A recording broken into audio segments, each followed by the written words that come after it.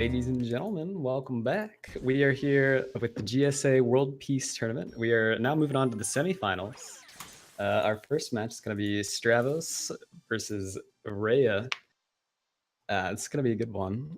Anyway, we are waiting. Oh, there's my co-commentator right there. Joined by Dangers on the mic tonight. And before we get things started, we do have Stravos here for a little pre-interview. So Hello. Stravos, the undefeated champ across all tournaments so far. How you feeling, bud? Pretty good. I've been concentrating a lot on bingo recently, so Oh yeah. my world peace muscle memory is a little foggy, but I should be back to pretty much normal now. Well, that's good. I'm glad to hear it. You so you are the world record holder for this category now for 1.0. It is Yeah. That's still standing, right? This category is moving fast lately. But do you think you'll be getting anywhere near that time again? Are you confident in your consistency? I probably won't this time, but I don't know. We'll see. Yeah. I hope to at least get a 116 or a low 117. Anyways, which is still a very good time. So Yeah. I'll be happy if I get one of those. For sure. Any new tech since the last time we've introduced, or just working on making sure that we land everything we need to? Yeah, not really anything new. I have been working on a couple of consistency things though that might help help me do things more optimally anyways, but it's not technically anything new, right? Right. All right. Well, I'm glad to hear it. I think if you don't have any more comments, I think we're ready to go here. Oh, yeah. I hope All it's a good, close race and entertaining for all the viewers. Yeah, I'm sure it will be. I think.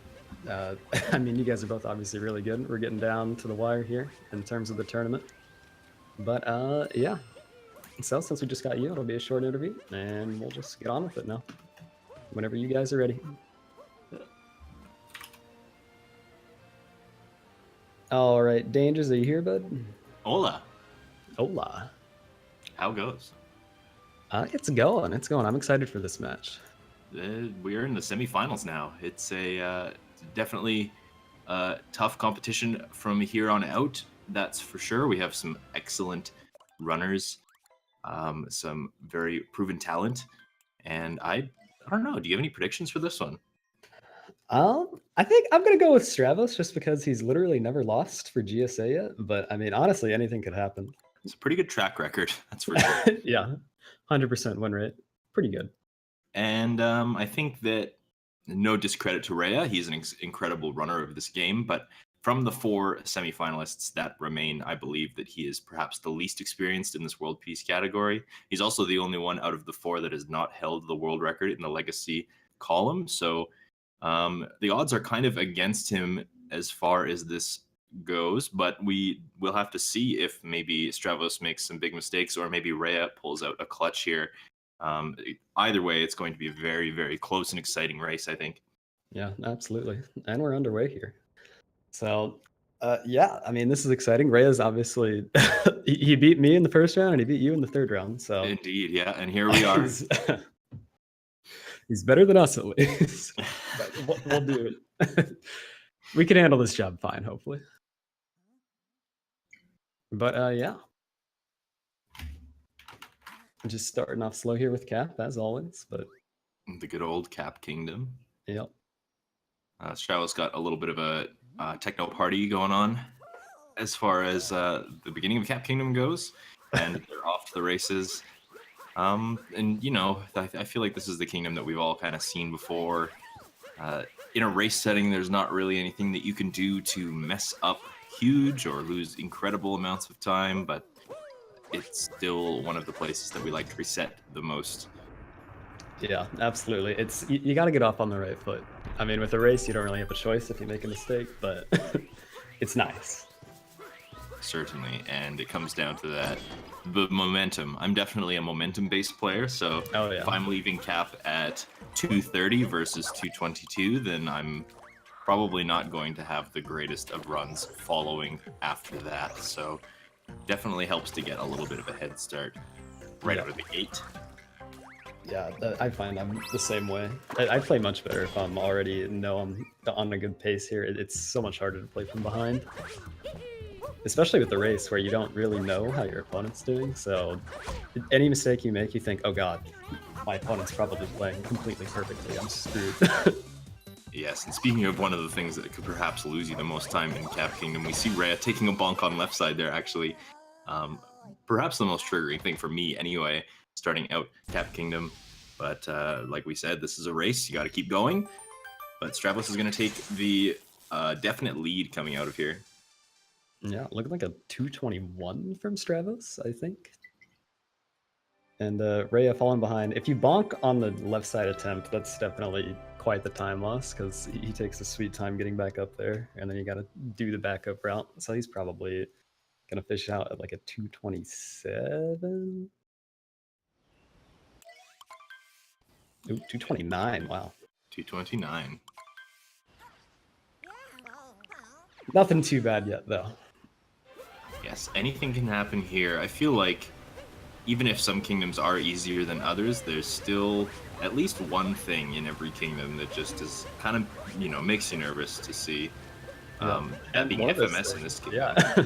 But Stravos making it look rather easy, slipping right behind that invisible wall. Rhea opting for the slightly safer option, going for the wall jump water FMS there. It doesn't look like anybody actually goes for the rock version anymore.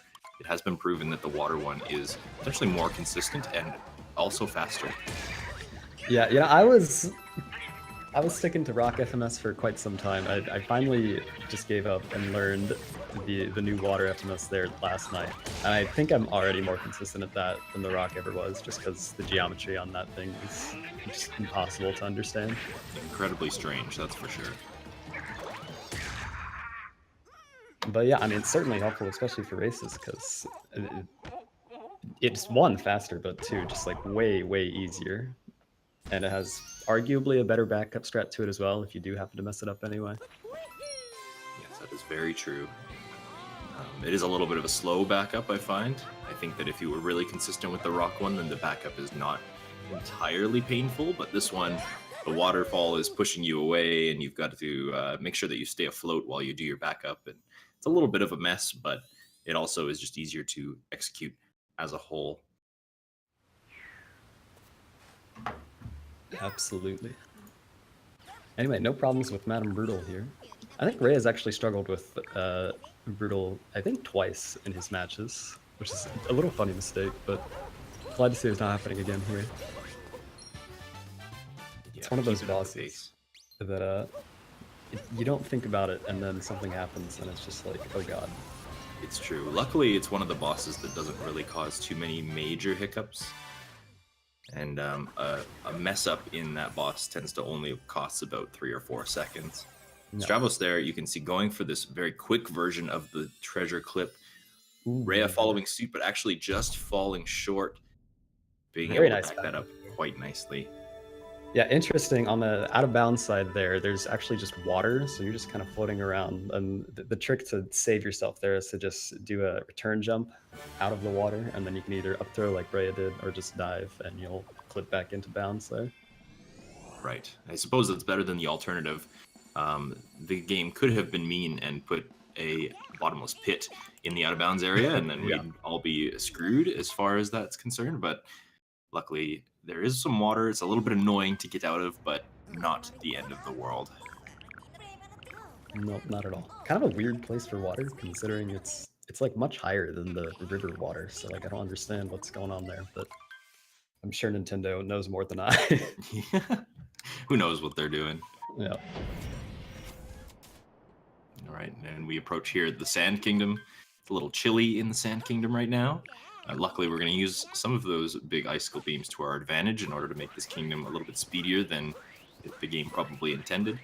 Also, one of the kingdoms that notably has gotten a bit of a rework as far as world peace is concerned in the last couple of months. Part of this optimizing of the category coming along with these any % runners taking some interest in it.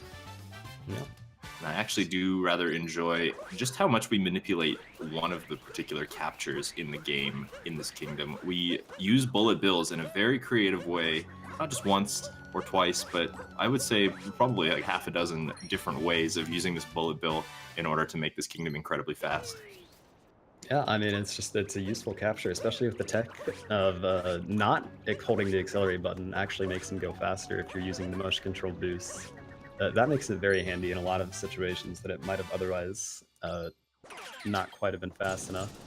That's true. It's kind of an interesting discovery. And, you know, just one of those things that you don't really know until it just kind of accidentally gets found. Both people here grabbing the dram strat just fine, as well as this checkpoint, and then back into the bullet bill in order to get this lone pillar moon out here. Yep. As we're going to... Approaching the first cliff here. Okay, we've got a first failed attempt.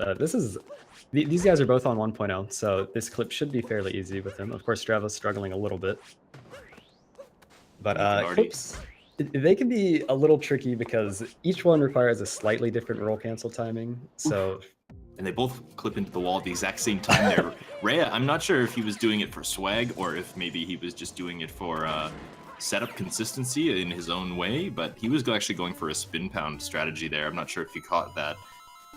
It worked out for him though, and he's able to catch up to Stravos, and you can see they're actually synced as they make their way through this 2D section. Yeah, this is beautiful. Both of them messing up the camera manipulation strat to get a good bullet bill cycle there, but it's not a huge deal because they will not be grabbing a moon until the multi-moon from Harriet here, so there will be no damage refill. That's right, and we actually noticed in the last race between Oddme and Little Curbs, they were more or less synced in the 2D section as well, and we saw that one of them took damage and one of them tried to duck under the bullet bills, and actually the one who took damage was the one who came out faster, believe it or not. And that would have caused a little bit more of a time loss in the past because there was a moon that we collected along the way, but since we're collecting a multi-moon next, there will be no damage refresh to worry about here. No. Of course, with the multi-moons, they have their own little animation that plays, and it actually just heals you in that animation instead of doing it after the fact. That's right. But yeah, it seems like we're setting up just fine for the Harriet manipulations here. Standing in particular spots will make her take less hops before she chooses to attack again. I guess she just needs to get like the perfect distance between you. Yeah, it's a weird combination of certain things. I've noticed that the way that Mario faces sometimes has something to do with that as well. But they both know their stuff. They both know what's going on here. Both finishing out the fight. It looks like Stravos has just a tiny edge over Rhea at this particular moment. Yeah. I did notice a vault from Rhea into the multi-moon though. That was pretty nifty. I like that. Pretty stylish.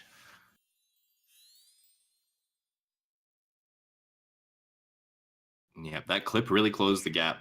It kind of goes to show that this category does have a few kind of choke points that no matter how good you get at some of these tricks, they can still give you a little bit of trouble from time to time. So really closing the gap here with Stravos taking a couple bonks on that inverted pyramid clip. Yep. Yeah, Stravos has actually been struggling a little bit with inverted pyramid, and I think snow clip as well, just in a couple previous matches in this tournament. But of course, nothing too serious, otherwise he wouldn't be here today in the semis. But indeed, yeah. And now we approach one of my favorite parts of the run here, this strategy developed by Neo, which involves using this bullet bill launcher along the wall and kind of juggling the bullet bills around a little bit. Oh, Rhea just barely missing that best possible cycle on the bullet bill cannon there. Yeah, you have to be really, really tight in order to make that one work. Ooh, and ooh. There we go. Okay, you'll see Rhea opted for the higher bullet bill here, so he did actually have to uncapture to grab that moon and then pop back in. Whereas Stravos grabbed the cannon on the other side, which is on a slightly lower plane. Yes, and I believe straight through. The lower one is actually faster as a result of that. You can maintain your speed by not having to exit and re-enter the capture. But Rhea did kind of mess up that one cycle there, probably forcing him to take some alternative strategies. Yep. Gotta know how to improvise. Very important. Yes, indeed, especially in a section with some tricky timing involved, such as that. Stravos coming up to these pretty sketchy bullet bill captures. But no issue with that one. That's probably the harder one of the two. He'll do one more right before Knuckle Attack. I would agree that's the harder one as well. There's just less room for error as far as this tricky jump is concerned. You can kind of, if you catch it in time, you can jump across to the top of the bullet bill cannon and kind of save yourself. But this second jump has probably a little bit more leeway because there's a nice big platform waiting for you on the other side if you miss it. Yep. Also with the second cannon, you'll see that you don't have to hat bounce in the perfect position. It's just 2 throws with a rainbow spin in the middle to reset your hat. Yes, that's right. But yeah, pretty clean race from these guys so far. Very, very close though, of course. But we've got Knuckle Attack here, which probably won't shake things up too much. A very auto-scrolly boss. Yeah, and we've mentioned in the past that a lot of these bosses, there's not too much you can do to really speed them up. I think the exception is actually the mini bosses, the brutals. They have some mechanics that allow you to kind of skip to the next phase of the fight. But as far as big bosses are concerned, Cookatiel is essentially the only one that has that same mechanic built in where you can skip one of the boss's phases in order to hurry it up a little bit faster. But here, the optimizations basically just come from things that you may not know about at a glance. Ultimately, rolling between the fists during the punching phase actually speeds up the following phase of the fight. We're not really sure why or how that works, but it has been proven to save a couple of seconds, so definitely the kind of thing you want to be looking out for. These guys are finishing up this fight rather swiftly. It's still only about 5 or 10 seconds separates them. Yeah. I noticed Stravos did something a little interesting there with the third phase. He actually got rid of both hands and smashed them both on little icicle platforms there. I'm not sure if he just didn't like the positioning of the first one there, or if that's some hidden strat that I just don't know about. Yeah, I don't know. I've never actually seen that before. It could just be some slipping up on the ice and not being able to get himself in position properly, but maybe he knows something we don't. Yeah. This category, of course, being very, very hot right now, so it seems like every day there's some new tech discovered. And Rhea globing at 14:12, Stravos globing at 14:04. So we are 8 seconds apart from these guys. The clip there definitely closing the gap. I think Stravos just kind of pulling ahead as a result of the bullet bill juggling section there. Otherwise, these guys have very clean movement. Moving into Lake Kingdom, which is a little bit of an easier kingdom. Probably not going to see very many mistakes here, but you just never know. Yep. I'd say the hardest part of this kingdom is actually at the very start, getting that ground pound moon to spawn properly and transition into the vault up to the higher platform. Yes, especially if we're going for some spin pound ideas, which is a very common high-level strategy. It can be kind of tough to pull that off perfectly. We're going to see Stravos go for it here. He's got the setup. Yeah, very nicely done. And you'll notice he did pause just for a fraction of a second before he set up his hat for the vault.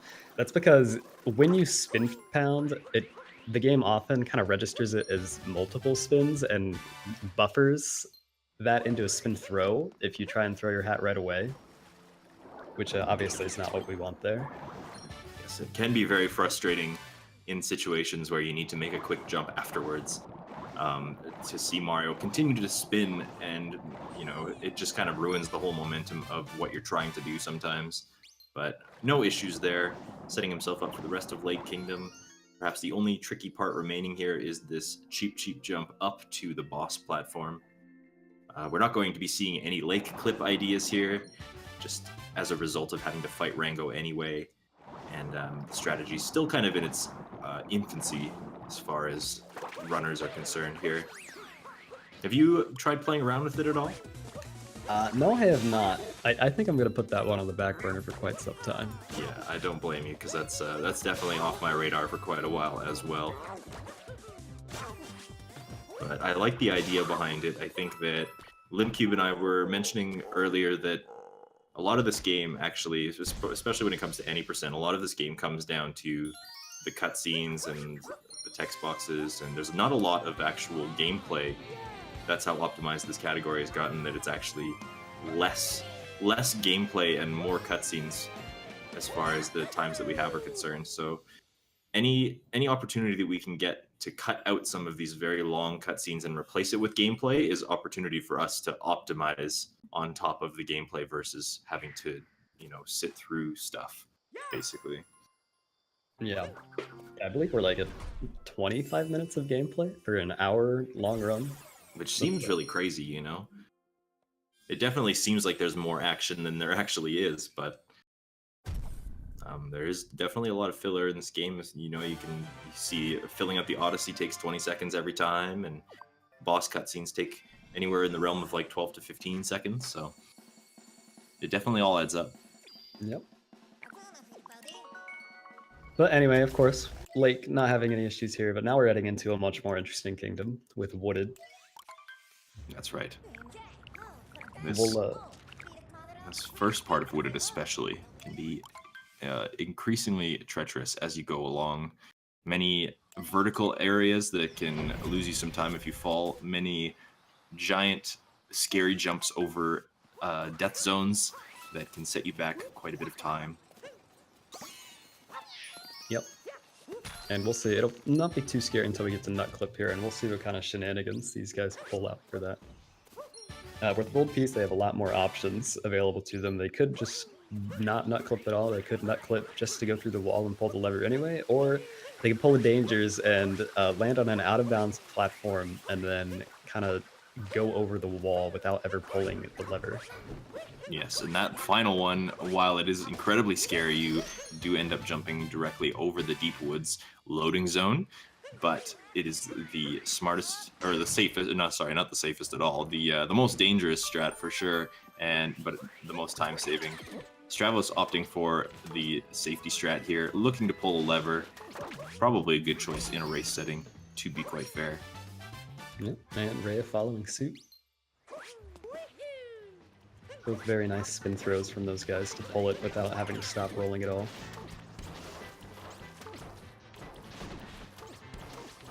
And then this section here, just traversing the maze to get this nut up in here. And World Peace kind of has a distinction of having a lot of story moons to take care of. So the remaining moons that you need to fill in just to leave the kingdom, we are kind of eliminating the slowest of the any percent ones and just picking the absolute fastest, which means that in some kingdoms the threshold for what makes a moon fast enough is sometimes in the ballpark of like 10 to 15 seconds, as is the case with this one. So that one really fast nut around in the dead end portion after this piranha plant actually gets omitted as a result. And also the moons in this upcoming tower, which is why we do a very scary tower skip jump. Stravos getting insta-nut there. He seems to get that on a very consistent basis. Yeah, it's I would say largely luck, but I mean, if Stravos knows what to do, he knows what to do. But of course, that has to do with, we presume, hitting the ground at the same time that you're hitting the nut. Because normally when you hit the nut, you would bonk, but if you're already on the ground, it gets confused for the game a little bit, I suppose. Yes, and something we've been able to use in our favor. Making the tower skip look easy here. Of course, if you were to fall during the tower skip portion, you would be forced to do the flower road skip again, as well as another tower skip, so definitely good to avoid messing that one up. Making the spirit fight look easy. No real mistakes from either of these runners throughout this beginning scary portion of Wooded. And we've still got about an 8 to 10 second deficit here. Yeah. And I just noticed this, but is Wooded Kingdom in a glass bubble? I believe it is. It's kind of like in a greenhouse slash terrarium type of idea, as far as I've kind of noticed. Huh. Okay, interesting. Sorry for the random aside. Just notice those panels in the background for the cutscene. Yeah, it's kind of a weird design choice, I think. Certainly. Yeah. I mean, I guess it's pretty nifty. The more you know. Yeah. Anyway, Stravos, just completing that it's somewhat scary jump up to the tank section here. That the game can drop quite a few frames there if you're not careful, which of course makes you lose momentum and obviously just throws off your timing in general. But Yeah, not a fun time if you do end up falling victim to that particular portion. But I do rather enjoy this entire section here, getting from the bottom of the stage all the way to the top, using a lot of the game's mechanics in order to make this work as well. You can see these guys using rocket flowers to kind of boost their way up this ramp and up to this nut moon here. and, ooh, looks like very clean shots from Stravos on the tank there. And Yes, he's moving very right solid. along.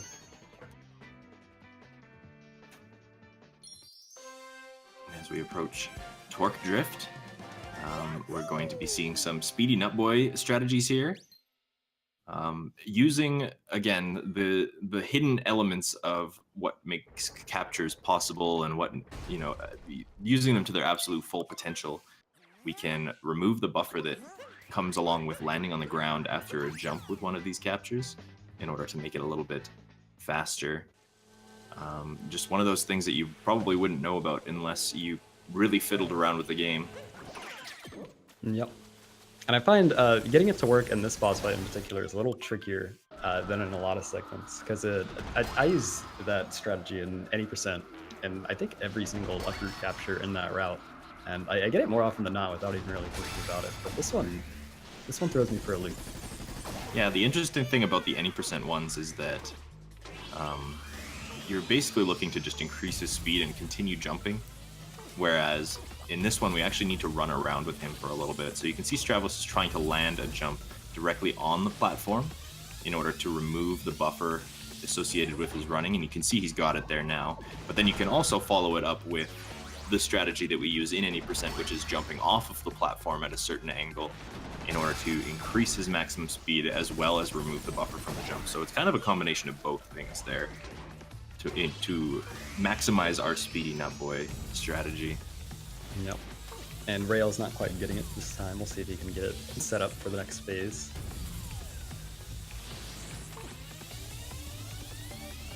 It looks like he might be just opting for some safer ideas, avoiding all of the lasers entirely by hiding up on this platform here. Playing it safe, perhaps. Yeah, that's alright. Give himself a breather. I would actually say that setting yourself up with the speed strats actually makes this fight considerably easier, because you're able to get to these glowing blue orbs before they start rotating around the stage, which can be very frustrating if you miss. That is true, yeah.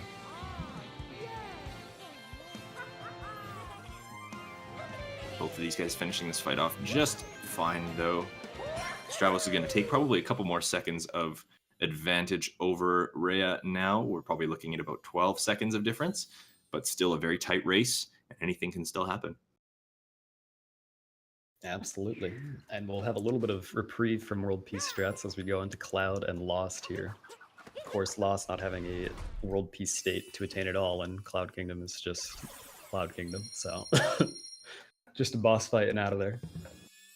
I suppose we're achieving world peace in Cloud just by making sure that Bowser leaves. Yeah, I guess that's true. No one really there to enjoy it, though. I guess Toad? I guess just Toad, yeah. I suppose that's correct. And Princess Peach later on. No, true. But don't want to give any spoilers to the final portions of the game. But she does go on a little bit of an adventure, I suppose, afterwards. And not to discredit Lost Kingdom as well, sometimes we say, oh, you know, we're approaching an any percent portion of the game. Almost kind of discredits how difficult some of these sections can actually be. Lost Kingdom, definitely not an exception to the rule there. It's certainly not a fun place to take a death and a huge time loss if something goes wrong there. Yeah, absolutely. Between the poison being an insta-kill and Klepto resetting every time that you do happen to die, it can be trouble. Yes, and we did actually just see a showcase yesterday at GDQX where just not knowing the mechanics of how Klepto is triggered and how he works caused some issues for one of the runners in that race, actually. So it just goes to show how frustrating, you know, the stage like that can be when you don't know every single little facet of it. Yep, I did hear about that. I think that was Nitro. Is that correct? That is correct, yes. Yeah. And it did give for the advantage in that particular race.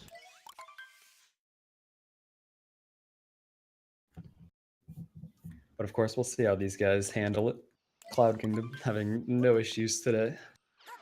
Sometimes that second phase tends to be a little bit tricky with the timing because you don't have any invulnerability frames to work with.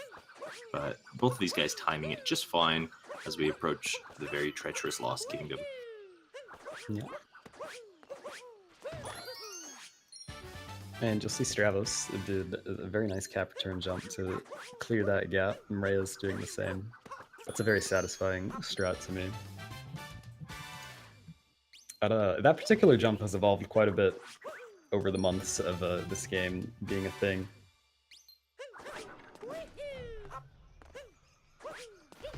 As is a lot of Lost, actually.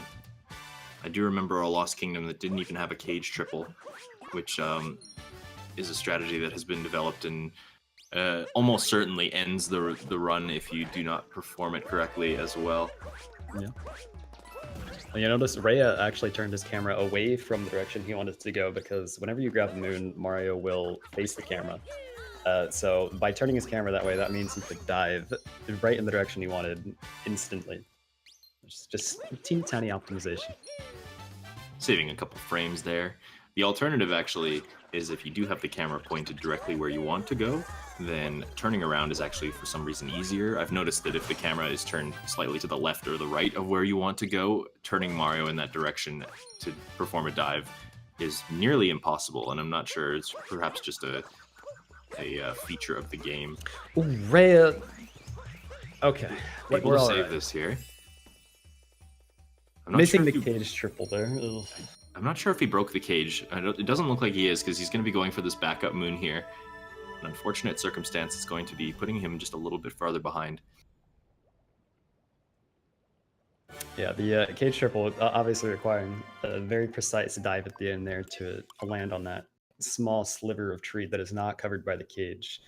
And then if you duck, the torpedo there will actually not hit you and just fly straight over you. Yeah, but part of what makes this trick so difficult is that the cage does have collision detection, of course, so there is a possibility of coming in at the wrong angle and bonking against it. The torpedo will definitely hit you instead of the cage in that situation and not break it open, which can be frustrating. Of course, you are only working with a tiny bit of platform, so the possibility of doing what Reya did there and missing the platform entirely is also an option and a very scary situation. But luckily, he didn't take a death and didn't have to go for any sort of backup ideas, not having to trigger Klepto again, and probably lost the least amount of time that he could have in that situation. Yeah, absolutely. I mean, as far as mistakes go for loss, that's getting off pretty easy. Indeed, yeah. Not many people survive the triple fail there. Yeah. But I mean, Stravos, on the other hand, looking very strong. The only instance of mistake is being that inverted pyramid clip. Yeah, just having a little bit of a hiccup as far as activating that goes, but yes, a very solid showing from him here. We've even seen FMS on the very first try. We've seen a very solid Wooded Kingdom with no mistakes at all. Opting for perhaps a little bit safer strategies in Wooded, but otherwise pulling them off just cleanly. And absolutely nothing else so far to note. Yep. I mean, consistency is king in this game, I think. I mean, if we've learned anything from Chaos Pringles, any percent rain, that's how it goes. Yes, indeed. You don't have to be the fastest boy, just gotta be the boy that can do it all in one run. Something can be said about being the tricky player as well. You may not see the immediate results, but if you are able to kind of grind away at those really quick strategies, eventually you're going to reach a level of consistency, even if it does take you a while on those harder things, maybe faster than other people who are going for the safer things. I think that's kind of the route that Stravos takes. He does have one of the best summer bests in the in the game in general, and you know that is mostly due to the fact that he does go for some trickier ideas, but he is also one of the top runners that is the farthest away from his summer best as a result. Yeah, I would say Stravos is definitely the poster child for that kind of strategy to improving the game, but he certainly reached a good level of consistency, at least for World Peace now, where he's, you know, a little more tame in the terms of what he's going for here. True, and that may just be because he's in a tournament setting here, going for the things that work that are still fast, but not opting for the absolute fastest strategies in order to make sure that he doesn't fall too far behind in a situation where he misses them. Yeah, I mean, he knows how to show up. Yes, indeed. He's definitely proven that. Yeah. Anyway, we're going through Mecha Wiggler here. Rail's actually missing a segment there, but he should be able to 2-cycle this still. Oh, that's a tricky one up at the top there. Oh, Ooh, no. Recycle. That might be the first one we've seen in this tournament, actually. That is I feel like that's my fault. Commentators cursed him. Strikes again. Yeah. Mecha Wiggler having just fantastic hitboxes, where you'll see, obviously, on the first segment that he missed there at the end, the shot blocked for no apparent reason, and then he spawned a fireball right at the last second before that second shot to finish him off, actually connected.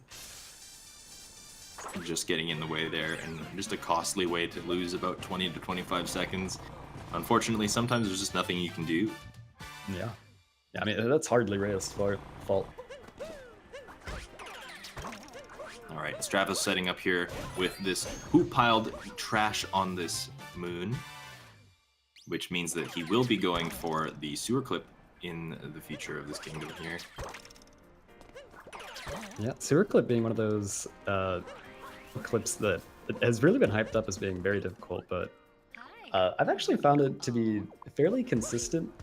Once you understand it, it's just a little bit different compared to most clips that you go for in the game. Especially in this category. The other clips kind of require just a regular ground pound setup, and it's more to do with your timing, whereas the sewer clip, I think, has more to do with your distance away from the wall, which plays a really big part in making sure that your roll cancel is timed properly. But one that's actually able to be banned is if you're a 1.2 player, just due to the sheer difficulty of it. But both of these runners on 1.0, we will be seeing the sewer clip from both of them.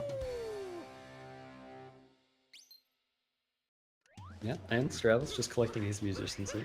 Of course, this is choose your own adventure. Get them in any order you want. Yeah, got to get the band together, though, in order to progress through this kingdom. Pauline organizing a little festival in your honor for saving the city from the giant Mecha Wiggler. Of course, making you do all the legwork seems a little bit inappropriate of her, but that could just be me. I mean, you know, she's busy. To have planned an entire festival in your honor, like moments after you have arrived, that's got to take some work. I suppose you're right. Oh, Red taking a moment to hug a tree there. I think he might think this is task 4. Unfortunately, he's in the wrong kingdom, so he's going to have to just continue. And Stravos approaching perhaps the trickiest of the musicians to gather here. Going to be grabbing this pool moon up at the top, executing just a missed dive there, it looks like, in order to grab this bullseye moon and then over to the trumpeter, which can be a technically scary jump if you're not familiar with it, and we can see why right here, actually. What's he going for here? Oh, okay. It's an interesting backup. I've seen something along the lines of this, climbing this building in order to kind of jump across the roof. A very smart idea, something that I've utilized in my runs in the past as well. Perhaps not quite familiar with the backup, though, by the looks of it. Just looking a little bit spaghetti. However, he does make it up the roof and in time to keep ahead of Rhea, it looks like. Yeah. Certainly a gap closer, though. That's definitely the worst mistake so far. But, I mean, he had the right idea. That backup was very nice. I hadn't seen that before, and that definitely seems like, if it goes well, it's the best way to approach it. Yeah, I think he might be right. The alternative there is warping back up to City Hall and falling from the top, but I think that with the idea that Stravos was going for, if you were to execute properly, that might be a little bit faster. And actually, Rhea taking a fall as well in this Trumpeter building, and you're going to see this warp idea taking place here. Perhaps the safer of the methods, but, you know, you hate to see that. Yeah, that was tragic. He had really good movement up until that. I did not expect that bonk at all, and apparently neither did he.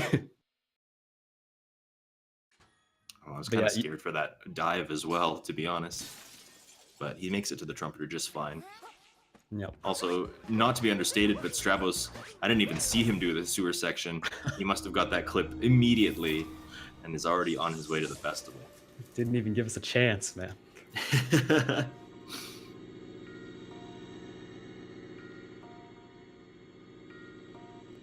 We'll see if Rhea can pull it off quite as cleanly. Hopefully we'll pay enough attention to catch it this time. He did have some really good opportunity with sewer clip, not only in his PV, but also in his race against you. He had quite a successful go at it. Of course, Commentators curse, perhaps, Yeah. But he does make it through the wall there. Maybe on the 4th try. It's not terrible. Still within the realm of saving time over going through the entire sewer portion, so he's looking okay still. An unfortunate fall from the Trumpeter for both of these guys, actually. And, you know, we've still got quite a hefty gap between them. Yeah. Yeah, for a moment there, it was looking like the lead was about to be halved, but I think we're just going to end up right about where we were before that whole scenario.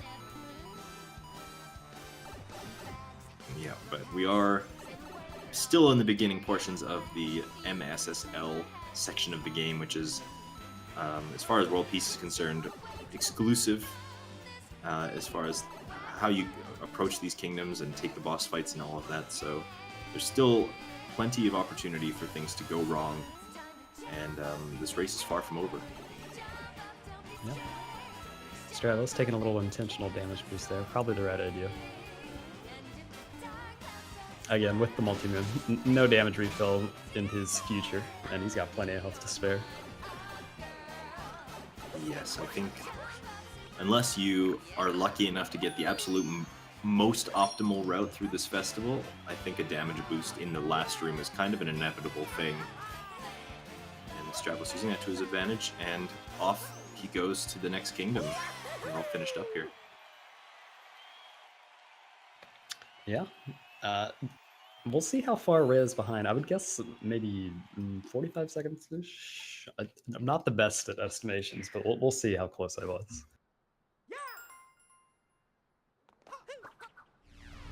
Stravos glowing at 39.25. Okay. Yeah, we'll have to compare that with Rhea as he finishes up this festival section. See him taking damage on that first jump there. Usually it's this one that he's approaching now that is the damage boost, but it looks like he fell behind on his cycles just a tiny bit, making it a little bit interesting with just 1 health remaining at the end, but pulling it out just fine. And he's going to be moving on to Snow Kingdom as well. Yeah. Snow Kingdom. Fun place. Another difficult clip in their future, either of the moon clip variety or just a good old roll cancel clip. I'm gonna assume they'll both at least attempt the moon clip here, which is of course the faster of the strats, but you only get 1 shot at it. Yes, that is true.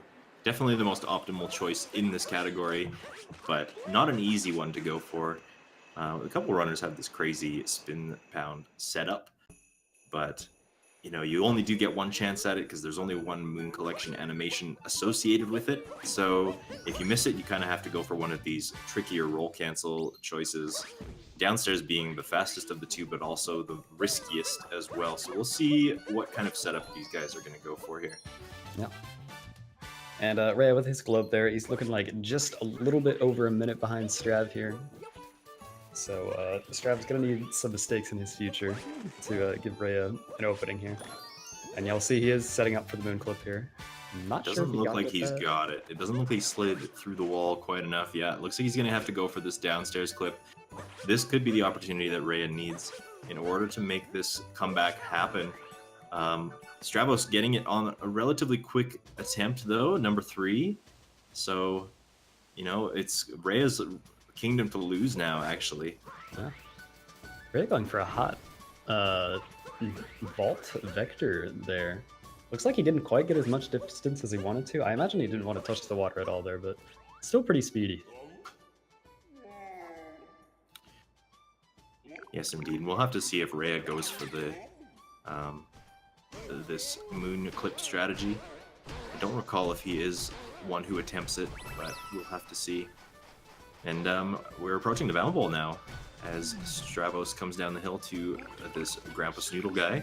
And do you have any predictions for these racers? I'm gonna give Stravos a 56 this time. 56. I think. Oh, okay. And Rhea going for the moon clip there. That looks good. That does look good, and he's through the wall. Perfect. So he will be making up a little bit of time there. You're giving Stravos a 56. I think that we're kind of in the ballpark of what I think Stravos is capable of with the bound bowl here. I'm gonna give him a 55. Just I've got some hopes riding on it here. And then what about Rhea? What do you think? I'll give the 55 to Rhea. I've got faith in him. And you give Rhea the 55. See, I'm gonna flip it actually. I'm gonna say Rhea's got the 56 this time. All right. Bound bowl, a fun little mini game section of the game. You're just looking to kind of bounce around the track.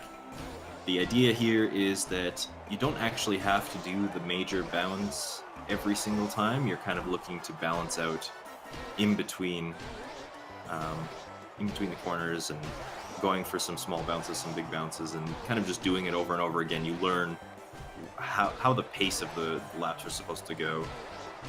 Yeah, and speaking of pace, Strav appears to be just flying through this thing. Getting a 55, indeed. All right. Rhea, don't let me down here. At least I'll be half right. Perhaps these guys coming out with a tie, we'll see. But already getting one kind of unoptimal bounce right out of the gate.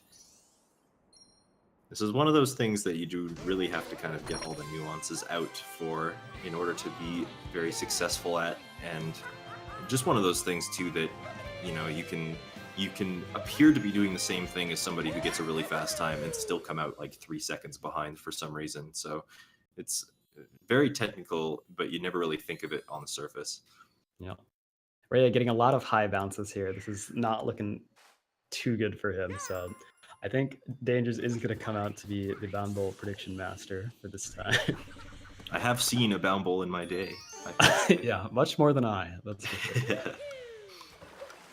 Now Stravos here approaching the outside portion of Snow Kingdom. The reason that we do wait to collect the rest of the moons and snow is that this new phase of the Snow Kingdom is home to some very quick moons that are unavailable to you in the any percent category just because we don't achieve world peace there. So Stravos is just going to take a quick little loop around the outside perimeter. I'm not sure if he is a advocate for Snowdram in this category, but I guess we'll find out very shortly here. I believe in his previous matches he's opted not to go for it, but I mean it could change. Snowdram being 2 seconds faster than the timer challenge that his other option is, but obviously much riskier. Yeah, I mean, it does look like he's opting for the safer strategy. Always a good choice in a race setting. We actually did just see Little Curbs and Oddme.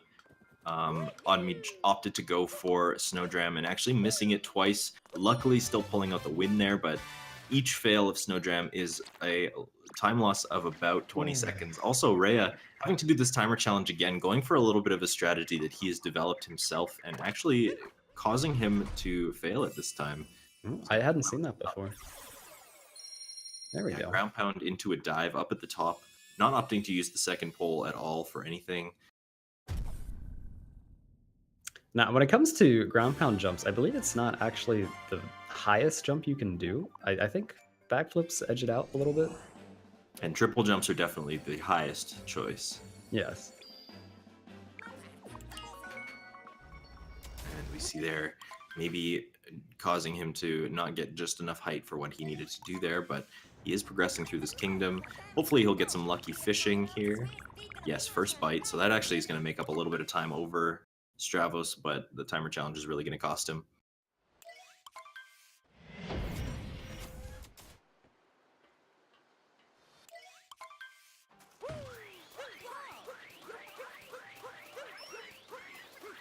Stravos heading over to the first of the Cork moons here. There are 4 for the story, and we've got to get all of them to start the boss fight, but it shouldn't be too much of an issue. This is it's a fun kingdom. I like it a lot in World Peace. It certainly feels speedy. It's kind of a unique kingdom because there are no sequence breaks, unlike Snow. Snow Kingdom, I think you need 10 moons to advance through the stage as well, if I'm not mistaken. But the exception here is that Snow has 4 story moons before activating the final area, but we skip them all. Seaside, we don't have the option to skip them, so we actually have to do a quick loop around the kingdom, collecting all of these story moons, breaking all of the switches, and collecting some of the fastest moons along the way. And we've actually rerouted Seaside, believe it or not. The one kingdom that only has 3 extra moons on the side has actually been optimized in a way. The moons that we used to collect both had kind of cutscenes associated with them that made them rather slow, and I'm not sure why we never noticed that in the first place. But Stravos is going to be approaching our replacement moons here. He's going to be hopping out of discussion, ground pounding into the water, grabbing this cheap, and then getting a couple of very quick moons under the surface of the water in order to save probably about 8 seconds from the old method of doing Seaside that we used to. Yeah, I mean, you got to think outside of the box with these moons. I assume the old route, a lot of the moons we get in that one are just kind of moons that are nearby or in the direct path of where you need to go story moon-wise. So they're obviously the more intuitive choices in terms of what you should collect. But again, those cutscenes are killer. You want to get rid of as many as you can. They account for a lot of time. Yeah, mostly because there's nothing you can really do while they're going on. So this game is really about packing as much movement in as you can. We see a couple of instances there where, like, collecting moons, we're doing something, we're buffering something, we're setting something up. So the more opportunity that you have to do that kind of stuff, the better it's going to be for you in as far as optimization goes. Yep. And Stravos getting his last extra moon here, and then he'll be hitting the last lever and starting the best boss in the game. I agree. Wholeheartedly. The Brigadier Mollusk Lancer III, Dauphin of Bablaine. Ooh. He's a fancy boy, that's for sure. A very fancy boy. It's that big brain of his. The big brain. But yeah, this boss fight actually has some pretty interesting tech going on with it, if you'd like to explain dangers. I would. I'd love to explain. So the idea behind this one is that he's the entire stage as his battleground, which is kind of a unique feature. I actually learned recently that if you enter a 2D section in Seaside while this boss fight is happening, there is a 2D version of his boss theme. Which of course you would never think of because you're trying to fight him through this boss fight here, but kind of a nifty little tidbit of information. But you're going to be chasing him around the stage. This boss fight kind of consists of knowing where he stops in order to catch him when he becomes vulnerable again. Stravos is going to be setting up for what we call the boss clip, where we hit him earlier than the game intends, and it kind of alters his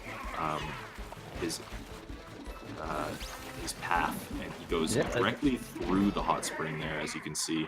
Let's just hold on a second here. Rhea just did a route I've never seen before. It was kind of a mix of the new and old route, and then he did not get the moon on the cliff above the beach. He somehow was able to reset his Gushin height against the wall and just went straight to the lever. That was interesting. Really?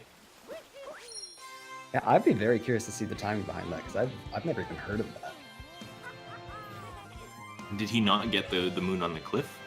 He did not get the moon on the cliff. He got the moon the ground pound moon with the sea bacon above it. Ah, right, yes. So he did still go for what the waves left behind, which Yeah. I would say that is probably a slower choice, just because there, like we said, there is a cutscene associated with it. But perhaps just doing what was in the way and could potentially be a good choice still as well. Yeah, I don't. It allowed him to go straight to that final story moon without having to take a detour by the Odyssey. I think that could actually have some good potential behind it. Yeah, we'll have to get some of our routing experts on that. Both of these guys making this boss fight look rather easy. Oh, but he actually didn't. Commentator's curse, of course. He actually sprayed Brigadier slightly longer than was necessary, causing him to enter the next phase of this fight, which will send him all the way to the lighthouse before he's vulnerable again. A very, very costly mistake. You just have to make sure that you spray him only a tiny bit before continuing on with the fight. Otherwise, he will do this, and it is very frustrating to have to chase him down. Poor Rhea. That is very frustrating. Yeah, you don't like to see that. No, not at all. Meanwhile, Stravos starting Luncheon Kingdom here with the good old salt triple. Definitely a tricky little strat to get up to this who piled salt, or piled on the salt moon. Yeah. Yeah, that strat in particular, showing off the height the triple jumps do give you, because that is required to make that. It's a very tight height-wise jump. Ooh. Stravos taking a little bit of a bonk there, using the platform below to minimize in time, though, so he'll be all right there. Still got a very commanding lead over Rhea at this particular portion. Luncheon being the last of the exclusive kingdoms to this category. We're looking to complete the kingdom, of course, and beat the boss at the end. Something that World Peace, or sorry, something that any percent does not bother completing. And I know we just got out of the best boss fight of the game as we approach the absolute worst, in my opinion. Cockatiel's not our friend. The hitboxes are very, very frustrating. Yes, yes indeed. Which we've seen quite a few times in this tournament.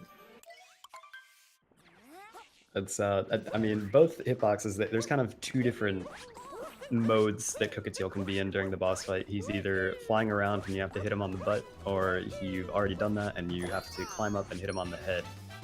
And neither of those attacks works very well. But hopefully we'll be issue-free. And it all comes down to hitboxes as far as those are concerned. We have kind of talked about breaking the sequence in these boss fights and how all of them are very linear and don't really have an opportunity to speed them up. Cockatiel being the design exception to the rule, that phase where you are able to kind of speed him into the next section of the fight. The only thing that would probably make it better is if the hitboxes were a little bit nicer, but you know, you can't win them all, I guess. Yeah, I'm a big fan of that boss design where you can skip phases if you know how. Obviously intentional by Nintendo, because they paid attention to do that for every single brutal fight. Yeah, every one of those brutal fights gives you an opportunity to speed it along, kind of continue the fight, and in my opinion, make it easier. Just through association of that, which is kind of funny. Doing the fast thing would actually be the easier thing, but if you let the brutals kind of do their thing, they kind of make a mess of their arenas and can actually make the fight slightly more difficult.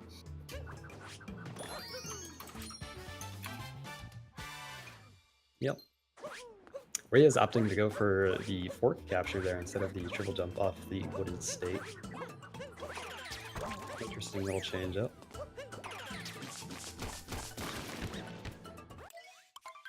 Yes, I would have to say one of the most frustrating parts of this kingdom is all of the movement in between Spewart on the way up to this multi-moon that Stravos is grabbing here.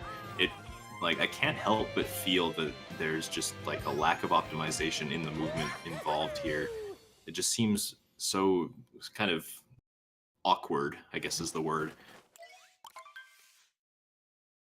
For sure, especially with this cheese right here. Of course, the pan bro having a bit of randomness to his throws. So not fully within your control on how fast that goes.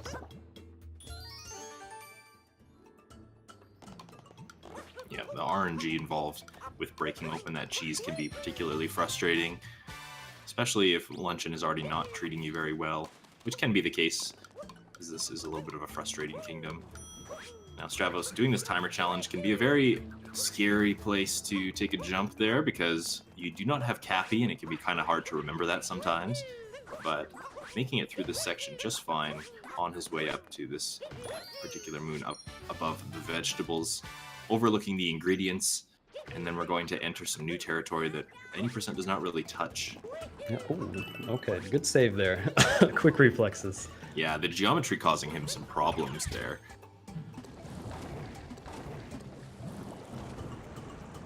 Alright, we'll see if Stravos gets this somewhat difficult jump to... Oh, I guess it's not really a jump, but a fall, but yeah. Yeah, just falling down through, and the unfortunate thing is having to wait to kind of repeat their cycle in order to get back up in there.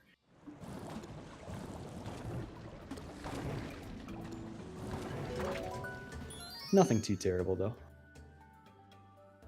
Decently good luck on the cycle those lava pillars were on. Yeah, not losing him too much time. Can be kind of frustrating to have to wait, but ultimately not a terrible situation in the end. Yeah. Meanwhile, Rhea coming up to the tricky timer challenge here. We'll see if he gets as good of an exit as Stravos did. Setting up for the triple jump here. Looking to be a little bit farther behind, which kind of scares me, but he does make it across. Actually takes one extra roll. Okay. Okay. Luckily, there is a platform waiting there for him to be safe. I did not know about that one, but it's good to know now. I guess I'll aim for that part just in case. Perhaps Rhea didn't know as well. Kind of got lucky. And now Stravos approaching Cookateel. And again, not to be understated how frustrating this boss can be sometimes. The most particularly annoying part... oh, Stravos making that first jump with a dive, actually making it look very slick. Kind of a tricky thing to do with the hitboxes. You just never know if you're actually going to make the contact with a dive like that. And he does it twice in a row, actually. Wow. Definitely very fast, but especially in this first phase, you might be able to see how these hitboxes come into play. It just, it almost looks like you kind of just rub up against Cookateel's face for a little bit, and that can be a particularly frustrating thing. You can see Stravos doing a little bit of that here. Yep. Still, that was an incredible Cookateel. Very, very well done. What's up.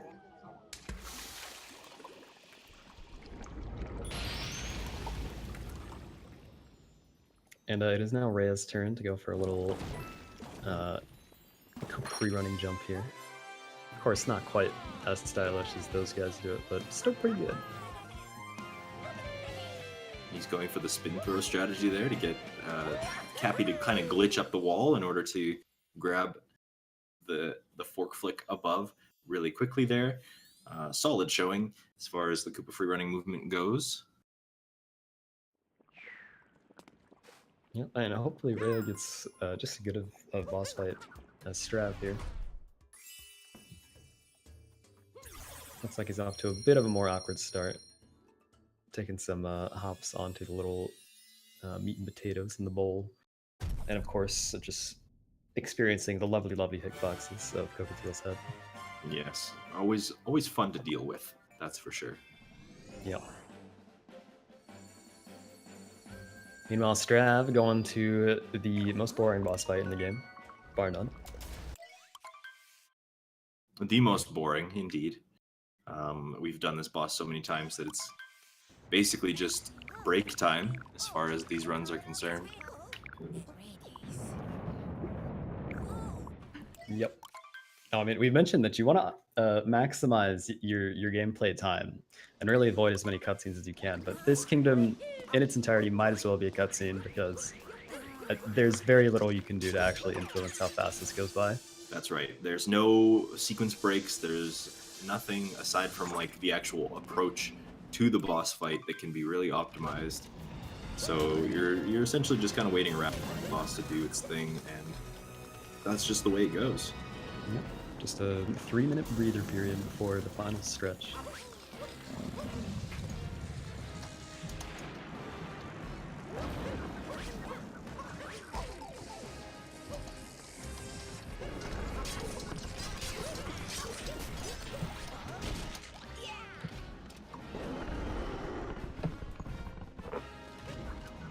We are about half of a Ruined Kingdom away from each other now. It's quite a substantial lead by Stravos here. And it looks like that Stravos did have a couple of hiccups in a few places. Still a very, very solid showing. Very good pace still. We're looking at something in the realm of like a 117, maybe mid 117 still, which is incredible. And it just, every time the Stravos made a mistake, it seems that Rhea was making the same one, unfortunately. So that's why we still have this separation here, and we're just going to have to see how it plays out with the rest. Yep. Of course, we are any percenting from here on out, which won't be a problem at all for these guys, considering their background with this game.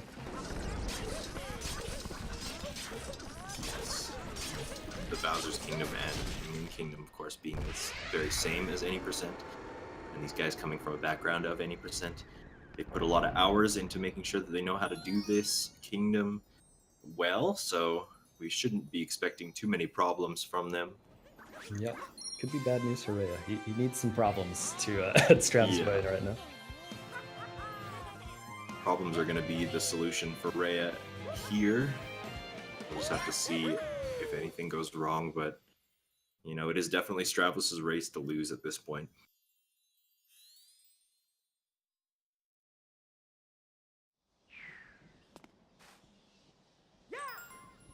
Stravos finally finishing up this snooze fest, and now we get to the good stuff again. Bowser's Kingdom being very notorious as a run killer. There's some tricky jumps, 3 boss fights, and a very difficult shard section to go through here. But I have faith in Stravos. I think he can pull this off just fine.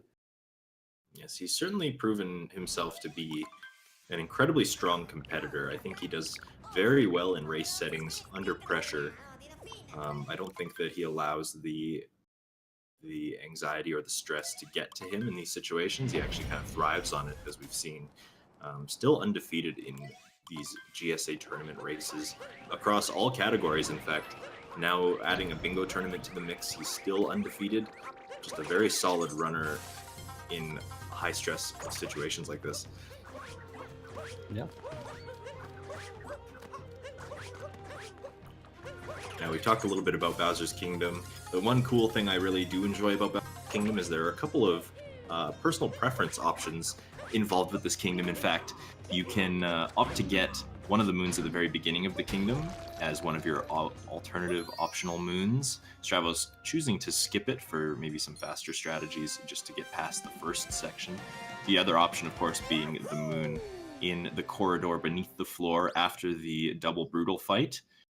I think that the timing on that is down to frames, so it's more or less a battle of preference between those two moons. I think a lot of the any percent runners still go for the one that's behind the crates, just because it is something more comfortable for them. But we might see Rhea choose the other one. Yeah. We'll have to see. I would say the crate moon is, once you get the gist of it, it is the safer of the two options. It's very easy to mess up the behind the wall moon because it does require a dram strat and the AI cooperating with you with positioning a bit. Yes, that is very true. But a strap flying through these shards. Making it look very easy. And the only thing he kind of opted out of doing here is the dive back strat on the second shard, but we're talking about a very minor optimization there as far as everything is concerned, making it look very clean.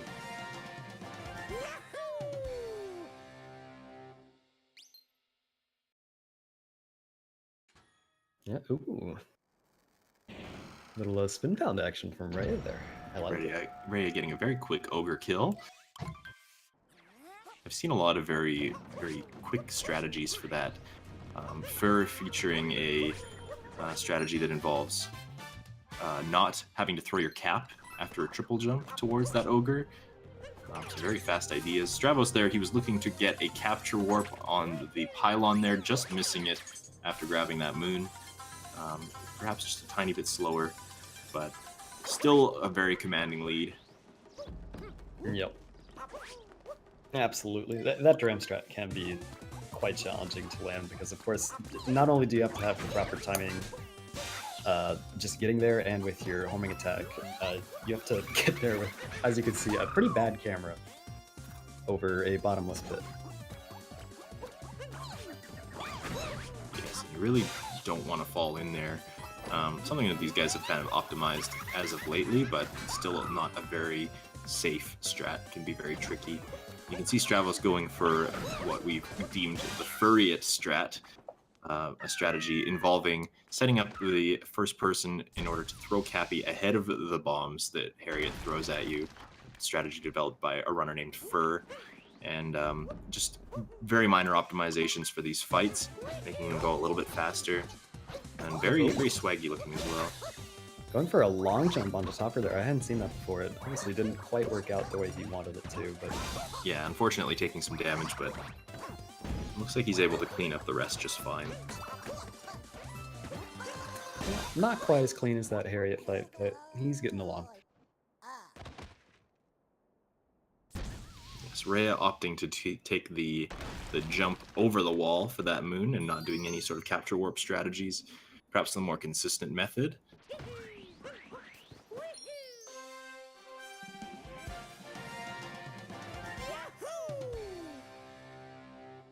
And now we've got Rhea entering the brutal fights here. Looks like he's not going for the Furriot shenanigans. Yeah, just looking for the more consistent method here. Interesting setup with the dive there. Oh. Actually, just launching the bomb back. Sometimes these bombs can be kind of fickle and don't set themselves up very nicely. And a little bit more costly of a time loss than you would imagine, actually. Yep. Each one of those misses is about 3 or 4 seconds, so... Yep, and you'll see Stravos did just grab that box we mentioned earlier. That's right. Now, I guess it's worth mentioning that with Bowser's Kingdom, although you cannot see that there is a required moon count to exit this kingdom, you do need 2 additional moons in addition to the required story moons to actually get out of this place. Yes, that is right. And the story moons account for 6 moons along the way. And I think it kind of plays into what the game is like leading you to believe. I think Mario fans of today have kind of grown accustomed to this idea that Bowser has his own kingdom, but you kind of get jebaited and then you end up going to a different kingdom afterwards anyway. I think that's kind of a normal strategy for Nintendo to take in Mario games as of late, but following in the tradition of kind of baiting you to believe one thing and then continuing the game on for a little bit longer is, you know, hiding the moon count from you in order to prolong the game a little bit longer than you anticipate. So you do need 8 moons to leave, and you just don't know about it until afterwards. Now, Stravos is doing the Robo-Brute fight here. It looked like he had a little bit of trouble setting up the Goryuya method, able to back it up safely just fine without falling off.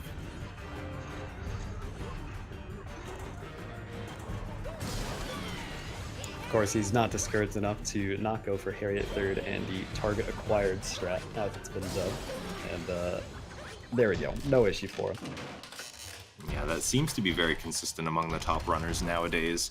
Is that something you've started implementing into your own run, Zaggy? I have not. I haven't touched my brutal strats in a long time because if I actually get there in a run, I don't want to mess around with anything. Yeah, who would blame you? It's definitely not a place you want to lose the run to. And if you are very consistent with what you're already doing, you might as well continue and, you know, maybe take the 1 or 2 second time loss in favor of not losing the entire run. So.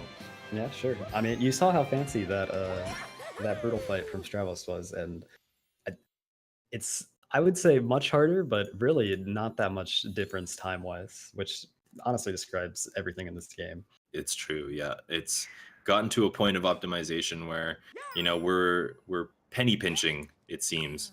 You're really trying to get all of the time saves that you possibly can out of this game, and sometimes that does involve going for things that lose you a lot of time in favor of like 1 second time saves. Yep.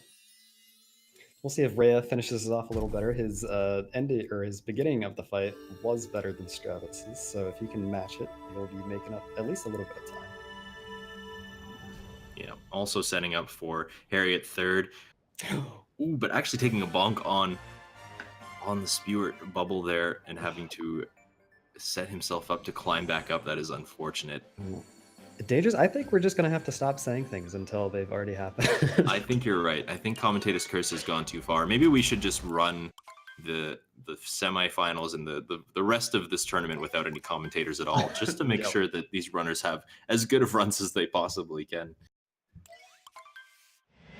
All right, Stravos is entering the Moon Kingdom here. It looks like he is on pace for a very low 117 by the looks of it. Again, a very solid run so far. The only real mistakes happening are perhaps the fall from the Trumpeter building. Aside from that, he's had a very solid showing here so far. Yeah, absolutely. I would say 117, like low-ish. Probably sub 117.30. I don't know how much lower than that. Yes, if I had to guess, we're probably looking in the ballpark of a very low 117. If he pulls off some very BTT strategies here, we could even see a 116 with a very, very solid Moon, but of course I have just jinxed it again with Commentators. A little laggy. It's been nice knowing you, and all right, we're just gonna let this one finish out, guys. See you in 5 minutes. Oh man, that is rough. All right, finally getting the Moon Cave skip there. Quite a bit of trouble.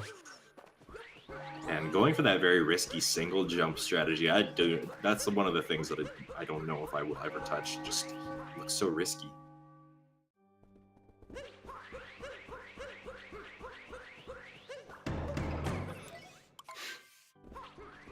But we're entering Bowser fight now, and then to the escape sequence. Personally, I find the outside portion right at the start of Moon to be by far the most frustrating, just because low grav mechanics are never fun. Yes, and they never will be either. It just kind of makes everything slow and bouncy, and slow is the key word there. Really just slow feeling. And in a speedrun, when you want to go fast, sometimes rushing those mechanics can lead to some unfortunate situations. Rhea setting up here for kind of a signature that I've noticed from him, actually, doing his vectors in reverse, managing to make it work somehow. I don't know if that is the optimal play, but he always tends to go for his triple jump in the opposite direction. Yeah. I mean, if it ain't broke, don't fix it. I guess that's true. Some cinematic camera work from Stravos there, very nice. Yeah, you can check out his next big screenplay coming to theaters next fall as he finishes up this Bowser fight. I believe he's in, is it the second phase now? The third phase, third phase. Yeah. I'm going to get a pretty good idea of what Stravos' pace is going to look like after he makes this final hit. It's about 2 minutes if you are able to play the escape portion optimally from the point that you capture Bowser in this end portion. Rhea, meanwhile, having a much better time on the outside segment, so it'll do him a little bit of good. It's definitely not within his control whether or not he wins or loses this race, but I mean, Stravos could die in Pillar Room. It's always a possibility, however slight. Yeah, we're still within the realm of, if Stravos makes a very, very costly mistake at the end of this escape sequence, it could put them on pace together again. So you just never know. These runners are at a level where these mistakes very rarely do happen. However, you just never know. You just never know in a race setting. Yep. We'll see how Stravos' nerves of steel hold up for 2D skip here. It's probably the most likely spot to end up in a death, but not today, says Make it Strav. look incredibly easy. Setting up himself to exit this 2D area, blast a couple fireballs at this wall, and into the pillar room. And with some optimal pillars, we are going to be seeing below 117 by the looks of it. Yep.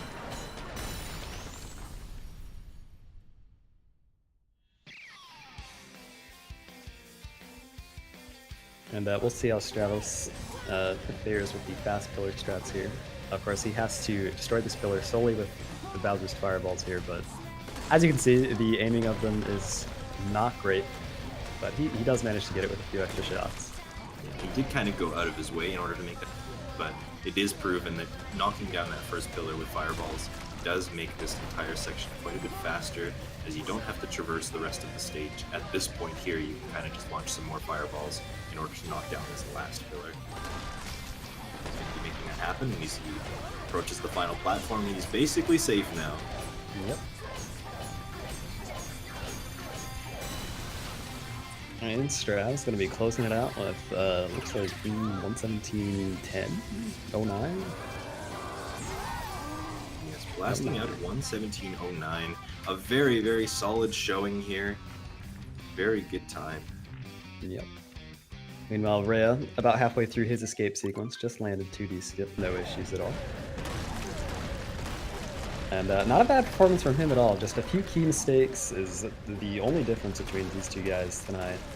Yeah, the unfortunate thing being that Rhea did make a mistake rather early on that kind of cost him, put him back, and then any mistake that Stravos made, Rhea made as well, and he never was able to catch up as a result. Very solid showing from Stravos, and also not an unrespectable time by Rhea either. Still going to be landing himself a mid 118. A very respectable time. Yeah, absolutely. And he had a very nice looking set of fireballs for that first pillar. Yeah, knocking it down much quicker than Stravos was actually able to do, which is going to set him up for a very quick finish in this Moon Kingdom. Bowser showing off his right leg strength there, supporting his entire body. Yeah.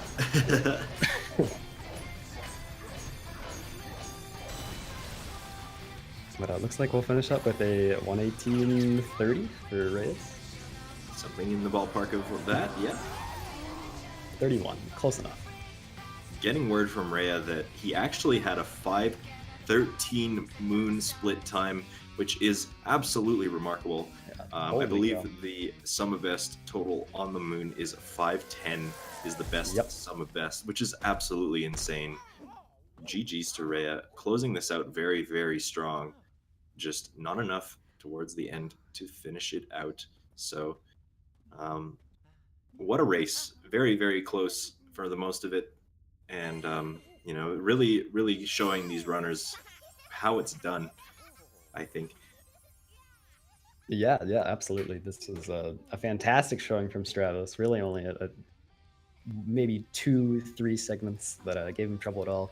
And Rhea doing well as well, of course, but just made a few more mistakes and the same ones as Strav. But we do have our winner for the night here on the line. Stravos, congratulations. Hello, and thank you.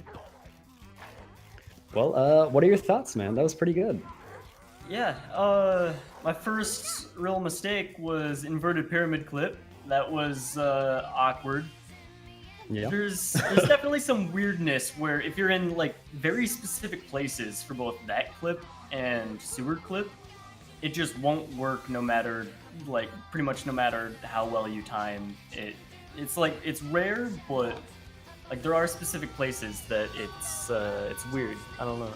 Yeah, I agree. I would say both of those clips are much more about the position than the timing. Yeah. But you managed to get through it. A little struggle with the last musician there in Metro. Yeah. So I made a really quick backup using the movement that I did there, and I got used to it when I first learned World Peace, and I was really quick at it. It took no more than like 10 seconds to go all the way back up. Very, very easy, very, very good. But I haven't failed it ever since I very first started learning World Peace. So just a little bit of unfamiliar territory there then. Yeah, I completely forgot how to do that backup. Yeah. Even still, by the time I finished Seaside, which it was a really good Seaside, I was still only 8 seconds off of my world record. So I was still world record pace potentially. But luncheon went a little awkward, and at that point, I started having to need to go to the bathroom. So that was making me jittery. Well, luckily we were able to hold it out for the rest of that race there, but we'll try and make this interview brief then so we can get you on your way. But yeah, congratulations, man. The first of our 2 finalists for this tournament. Meanwhile, Rhea will be heading over to the bronze match.